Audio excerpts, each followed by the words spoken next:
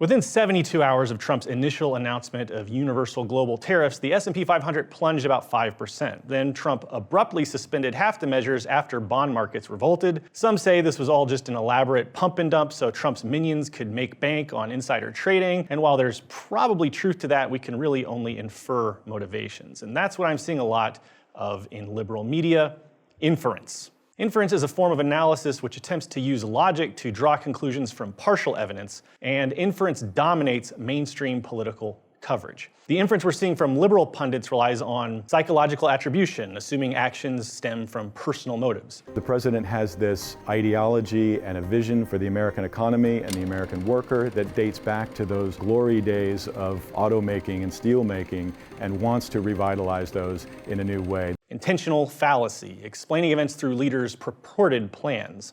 The President of the United States, and again, he said this many times, just hopes this $6 trillion tax hike he is unilaterally slapping on you via all imports to the U.S., most of which will be paid by working, middle class, and poor folks, will raise revenue he can then use to hand over to the billionaires by either massively cutting income taxes or getting rid of them altogether. Reduction to agency. Trump did X because he wants Y.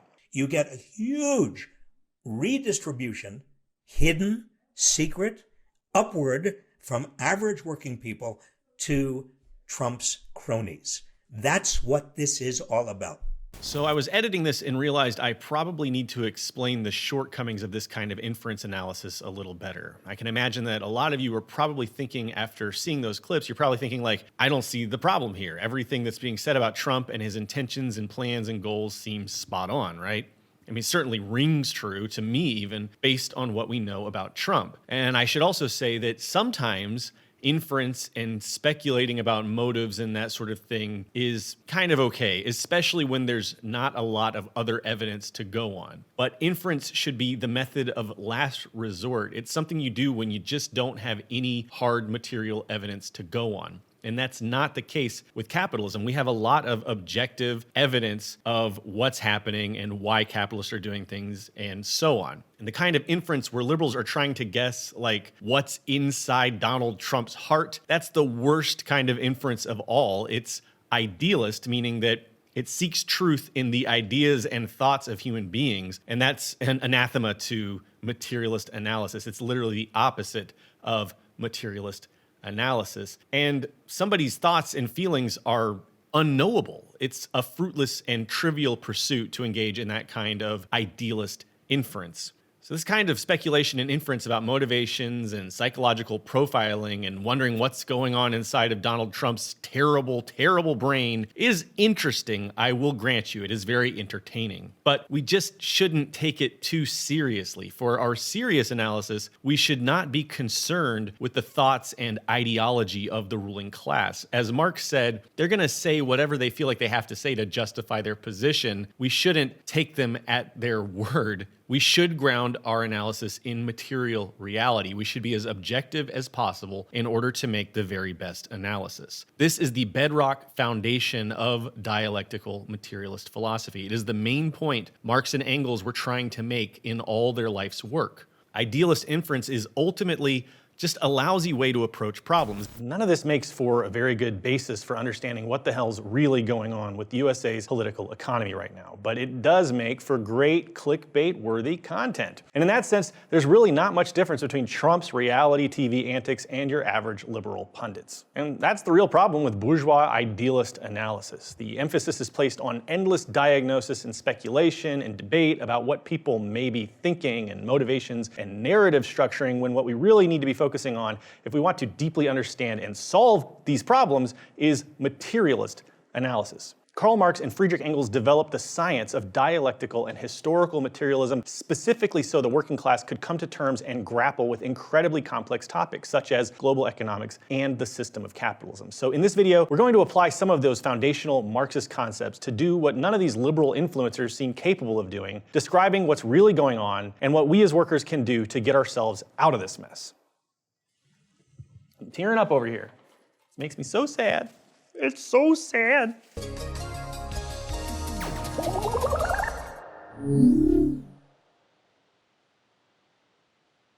Now, this is just a YouTube video, so all I can really offer at this point is a starting point for this analysis. A lot more work needs to be done to deal with these issues, and I hope that after watching this video, you yourself will feel compelled and capable of studying dialectical and historical materialism so that you can pitch in and help out with making sense of all this bull mess. At the end of this video, I'll give you some tips for how to move forward with your own analysis, but for now, let's dive in and try to explain why is the world a huge dumpster fire right now.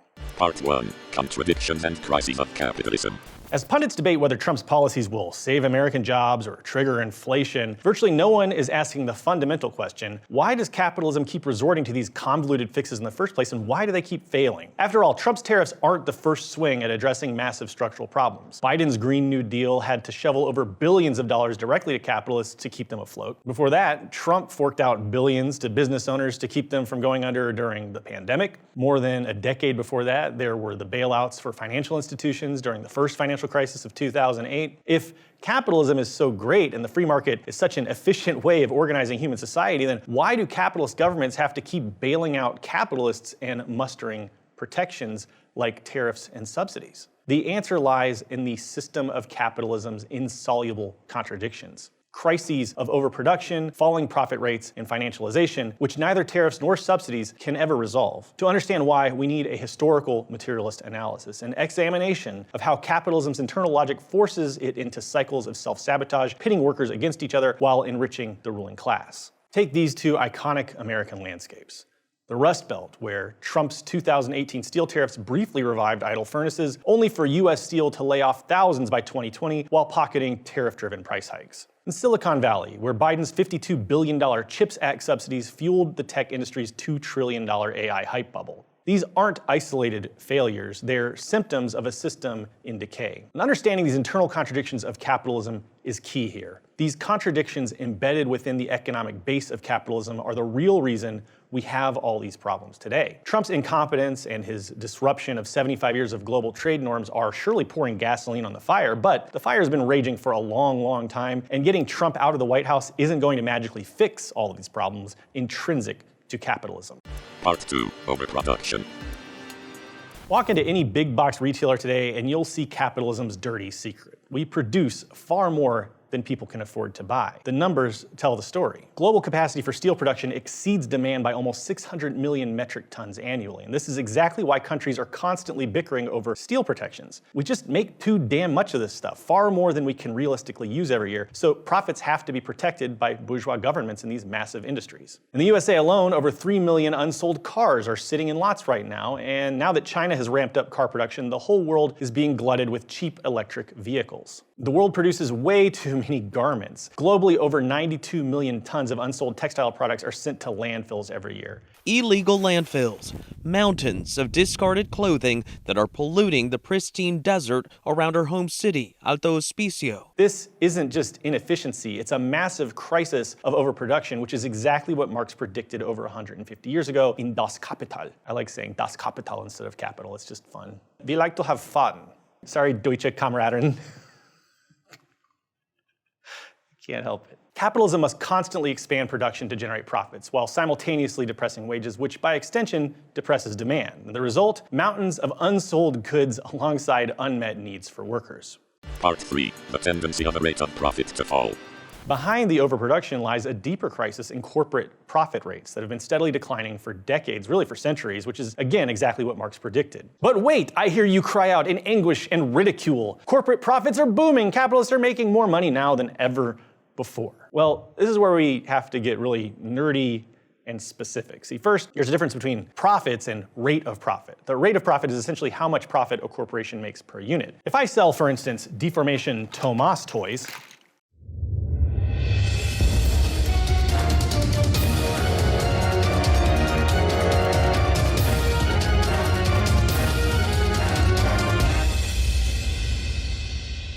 and I usually make a $10 profit on every unit. And then suddenly, because of tariffs or rise in costs of materials or something like that, I now am only making $5 per unit. My rate of profit has declined. Now, I might be selling 5 times as many deformation Tomas toys, because really, who doesn't want a deformation Tomas in their home?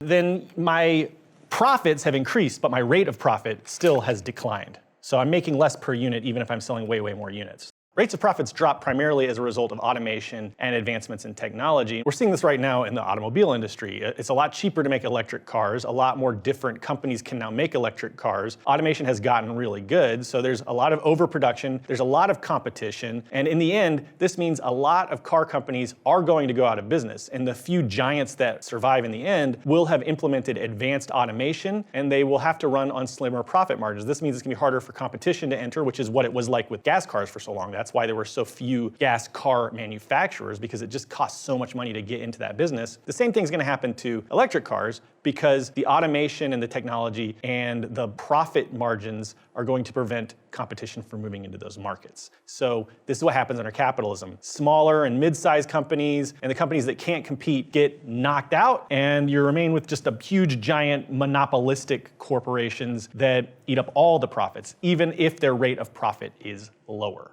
Marx called this the tendency for the rate of profit to fall, and this is just the natural progression of industry under capitalism. Bourgeois economists don't tend to track the rate of profit, but there are a few good Marxist economists out there who have shown that the rate of profit does indeed tend to be falling over time. But if you're still skeptical, I think the best evidence that capitalist corporations are suffering a crisis of profits is the very fact that governments have to subsidize and protect industries to begin with. If everything was hunky-dory, then, they wouldn't need the state to step in and provide all these subsidies and that sort of thing. When subsidies and tariffs and protections come in, it means that there's a crisis of profit by definition. Corporations will also, of course, do things to fight back against the tendency for the rate of profit to fall, and it's always bad for workers when they do so. The go-to strategies are laying off workers, paying workers less, or squeezing consumers more. And in the long run, this is unsustainable, of course, another inherent contradiction of capitalism, and it's a big reason why, for example, in 2023, Fortune 500 companies saw declining profits despite raising prices on consumers. As Marx predicted, this stems from rising organic composition of capital, more investment in machines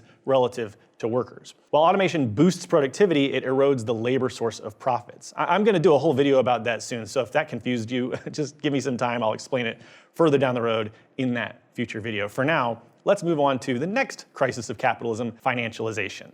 Part 4. Financialization and fictitious capital. Let's quickly differentiate between real production and finance capitalism. Real production is when companies make stuff, especially the stuff we need to survive, like deformation Tomas. So if you make stuff, food, clothes, cars, whatever, you're in real production. You can contrast this with finance capitalism, which includes things like banking, investing, lending money, financial services, that sort of crap. Because real production has been stagnating due to overproduction, American capital has increasingly turned to financial speculation. This is why stock markets make it seem like profits are through the roof right now. The stock market has not reflected real, tangible value in a long, long time. It's a casino built largely on hype, and that's why tech companies are the most valued stocks in the world. Others have done a pretty good job explaining how tech hype has led to bubble after bubble, with pump and dump moving from big data to self-driving cars to AI over the years. Speculators and tech bros have to keep spinning plates to keep the whole thing from crashing down. Marx called this kind of speculative capital fictitious capital because it doesn't reflect real tangible value in the real world. Fictitious capital is why we see headlines like the world's 10 richest people lost $172 billion in a day. It's not so much that they lost that money, it's just that it never really existed except in the form of stock market casino chips. And today's American capitalists are not like the robber barons of yesteryear, whereas the richest people in the world used to own concrete assets like railroads,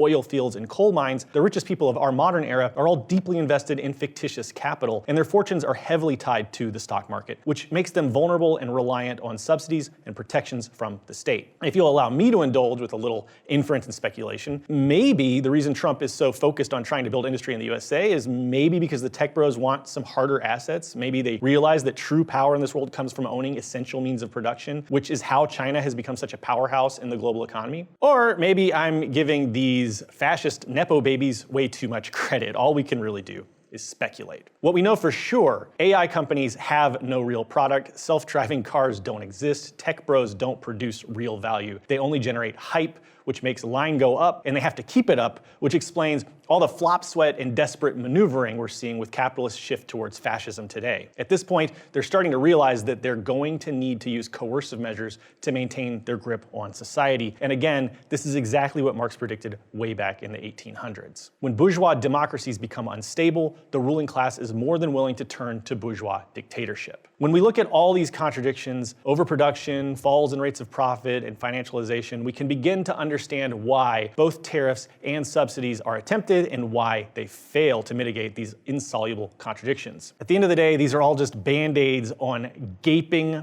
festering, gangrenous wounds. I'm sorry, that's a disgusting metaphor. You might be eating right now. I do apologize, that was a gross metaphor, but you get the idea. So what is Trump thinking? Does Orange Man have a grand strategy? Is he playing 4D chess to own the CCP? Or is he just a scrambling megalomaniac making things up as he goes along? These are questions liberals love to ponder over for hours and hours in endless debate, when what we should be doing is focusing on material structures of our society that lead to the underlying problems Trump is exacerbating with his failed policies. Trump's tariffs might be a huge blunder, and they might indeed be setting the USA back decades, but the truth is there are no lasting solutions to these systemic problems because they are endemic to capitalism itself. And as advanced automation technology continues to rapidly develop, those problems are only going to get worse. The failures of both protectionism and neoliberalism reveal capitalism's dead end. Real solutions won't come from boardrooms or legislatures, but from you, the workers of the world. This crisis won't end until we end capitalism, and that struggle starts where workers come together to fight back and organize. In future videos, we're going to continue to provide materialist analysis to whatever Trump throws our way, but for now, let me offer you a little advice for how to begin educating yourself and organizing with your fellow workers to begin building actual solutions to all these problems. First, if you haven't seen it already, we made a video way back when Trump first took office. What was that, 100 years ago? No, like 3 months ago? It's a guide for getting politically activated. Please watch that. It's excellent advice. It's the kind of advice that I wish I had received when I first started getting into communism. And second, you need to read this book. It's the Vietnamese curriculum on dialectical materialism. We plug it in just about every video, you may have noticed, but there's a reason for that. It's a very, very important book, and it will teach you how to think in a materialist manner. It allows you to seek a comprehensive and historical perspective on things. I like it a lot. You should check it out, banyanhouse.org. You can get the ebook for free. You can also get the print copy if you want to support us, or you can go print your own copy. It's Creative Commons. But wait, there's more. Part 2 on historical materialism is coming out very soon. The text is finished, and I'm just laying it out right now and doing the illustrations. So if you want to know when that comes out, join our free Patreon tier, and you will be notified when Part 2 on historical materialism comes out. It will go into details about a lot of the concepts we talked about in today's video. So be sure to check that out. We will drop a link in the description as soon as it's available. Third, and most importantly, you need to join an organization. I can't tell you exactly which organization because it depends a lot on where you live and what you have going on in your life, but make a start with the Communist Party. Also see if you can get involved with unionizing. If you need direction, just let us know. We get emails from people all the time asking for advice, and we're happy to provide a little guidance where we can. Until the working class begins to organize, as long as we are fractured by individualism and isolation, there can be no solution to these crises of capitalism. We need a material base. We need a workers' movement. We need to elevate class consciousness. So get organized. And finally, if you found this information useful, then smash that like button and subscribe. That way your fellow workers can see this content. The algorithm does not do us any favors, believe it or not, on this capitalist platform. One last thing real quick, if you enjoyed this video, want to learn a little bit more about this topic, I have some bonus content. It is stuff that I cut from the video because it ran a little long. I quote some Marx, I give more context about Elon Musk. It's about 8 minutes of content. You can find it for free on our free Patreon tier. It's also available at Comradery if you want to support us there. That is an anti-capitalist, creator-owned alternative to Patreon. And you can also become a YouTube member and get this bonus content there. For now, that's it. I'm EJ. This has been a non-compete video. You made it to the end. We'll see you next time. Take care of each other.